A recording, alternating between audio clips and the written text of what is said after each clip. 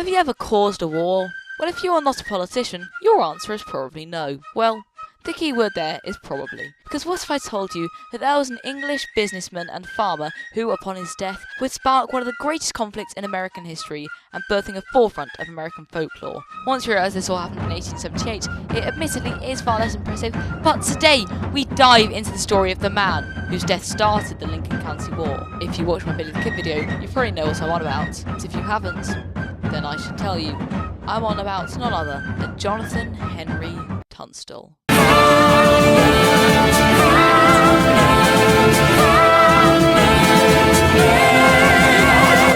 John Tunstall was born on the 6th of March 1853, Hackney, London, which, much to my friend's surprise, is not where I'm from. For context, I swore once and someone said, "But you can't swear, you're the posh British London boy." Anyway, despite his portrayal in media as the upper-class British noble, in reality this is just an American stereotype, and in reality his parents were upper-middle class. Furthermore, his father worked in trade with the UK and Canada, causing him to be looked down upon and shunned from polite society. As a result of this, John spent some time of his life in Belize Park. Belize Park is a residential area in Hampstead, London. Throughout all his life, John was never enamoured by religion, being drawn more to agnosticism. As he got older, he grew to look at organised religion with contempt due to its ethical constraints, which is, to me, a valid decision to make at the time. At age 19 in 1872, he emigrated to British Columbia in Canada to work as a clerk for Turner, Beaton and Tunstall, the business that his father owned a partnership in, as I mentioned earlier. For 3 apparently miserable years, he worked as a clerk, or as I call it, he clerked. Anyway, 3 years of clerking in Vancouver for his father's business, John came to a firm conclusion.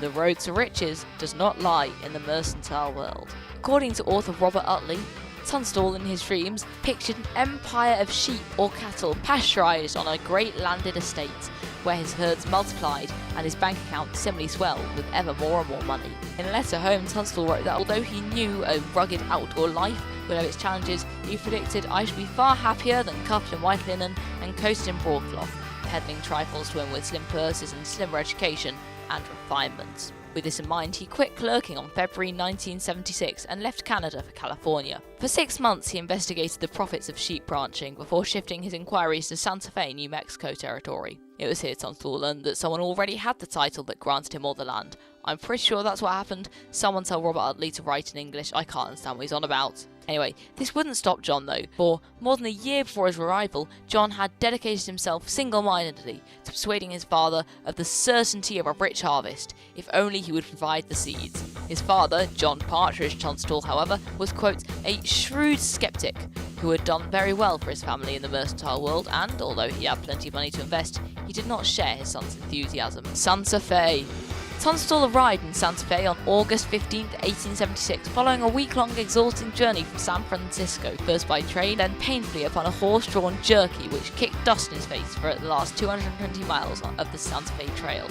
In a letter to his father, John humorously wrote, "I can assure you that if one soon discovers why it is called a jerky." Finally, the jerky pulled up to Santa Fe's best lodgings, the Exchange Hotel, which has since been demolished, I think. I couldn't find any pictures of it online. Anyway, staying at Santa Fe's best lodgings didn't come without a cost, and John soon ran out of money, so he decided to walk west onto Santa Fe Street, staying at Hurlow's. Now, you might be wondering, Hurlow's what? And so that's I say, I don't know, I just know it's Hurlow's something, I should make a name for it, shouldn't I? Hurlow's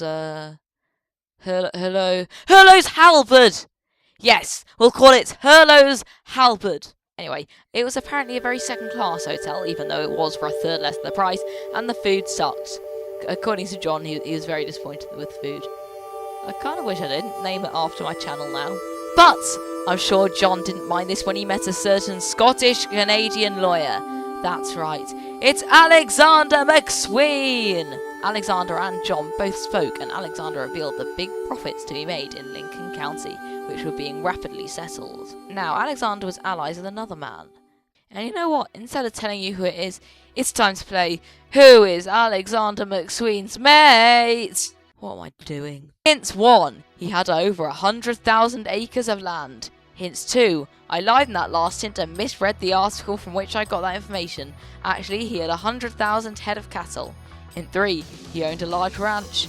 Hint 4. Wait, why did I say ranch? I'm I've got a a ranch. He owned a large ranch. Hint 4, his name was also John.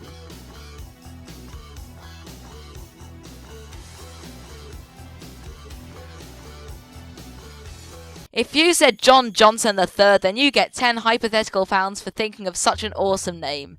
If you said John Chisholm, you're right, but get no hypothetical money. Anyway, Alexander and John became business partners and both sought out help of John Chisholm. John Tunstall ended up getting a ranch on the Rio Feliz, some 30 miles nearly due south of the town of Lincoln, and went into business as a cattleman.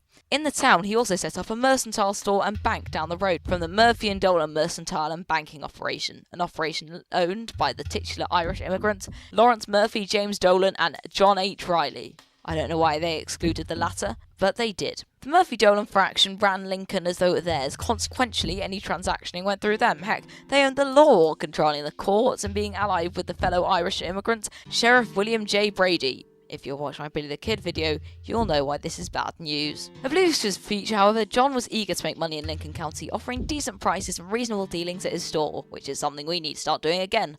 Surprisingly, being an honest businessman brings you success, and in his letters to his family in London, Tunstall said that he intended not only to unseat Murphy and Dolan, but to become so powerful that half of every dollar made by anyone in Lincoln County would end up in his pocket.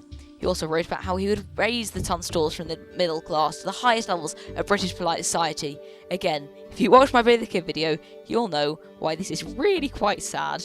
Now surprisingly, this didn't put John in conflict with the Murphy-Dolan faction. Yet. Instead, it got him into conflict with the most powerful political, economic, and judicial structure that ruled New Mexico territory. That's right, it's the Santa Fe Ring! Thomas Catron, the Attorney General and political boss of New Mexico Territory. Catron owned 3 million acres of land and was one of the largest landholders in the history of the United States. United States, oh my god, I'm so tired. Among Catron's colleagues was Samuel Beach Axel, the territorial governor who was fired for corruption, Warren Henry Bristol, a territorial judge, and William L. Reinerson, a district attorney who had assassinated Chief Justice of New Mexico John P. Slough and escaped punishment for the crime. Catron held the mortgage on the house and had direct interest in the success in Lincoln. By the way, the house is another name for the Murphy-Dolan faction, I've got to say that. When too many customers started going to John, the Murphy-Dolan faction slid into bankruptcy, just creating a domino effect which affected the Santa Fe Ring. It was then Murphy and Dolan both came to realization they had to put John out of business.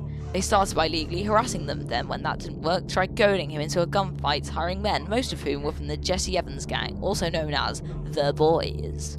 However, John wasn't stupid and recruited half a dozen local farmers and cowboys who disliked Brady. These men all worked for John and did his bidding during the conflict with the Murphy-Dolan faction. One such man was none other than a William H. Bonney, otherwise known as Billy the Kid.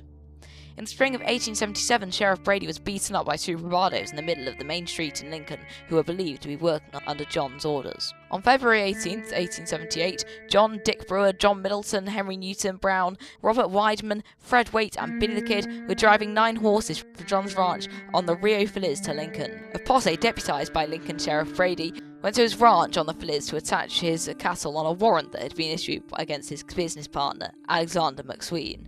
Finding Tunstall, his hands, and the horses gone, a sub-posse broke off. However, these horses were not under legal action. Deputies Jesse Evans, Henry Hill, and Morton rode ahead of John, eventually catching up with him. John, the 9 horses, and the hired guns were spread out along the narrow trail. Billy the Kid alerted the others of the deputies, causing them to fire without warning. John's guns rode off through the brush, leaving John with his horses. At first, John remained there, but then he galloped over the hilltop where he was pursued by the deputies. What happens next, we know not what, only that Evans, Hill, and Morton all made it out alive, but John was not so lucky. John Tunstall was 24 years old. Legacy. During the 18 months John lived in Lincoln, he regularly corresponded with his family in London. Frederick Nolan collected these letters and published them as The Life and Death of John Henry Tunstall, a basic work in the historiography of the Lincoln County War. John's letters reflect his ambition, biases, and youthful arrogance and high-spiritedness. They also reflect the economic, cultural, social, and political realities of the time and place. His gun is also like in Leeds, I think. I can't remember, I forgot to put that in the script, but his gun is like in Leeds. You can see it. Well, there you go, the origin of the Lincoln County War. Sorry it's not as long as the Billy the Kid video, there just isn't quite as much to talk about. But next video, because this series ain't going nowhere, mate, after my Billy the Kid video bloody blew up, I'm going to keep making these, man. I'm also going to make a few... I'm still going to make gaming videos, but the channel's definitely going to shift on focus to make more history-related stuff. Anyway, next video, I plan on talking about another man. But this time, not a man of the Old West, no. He's an alien. An alien that could save the UK.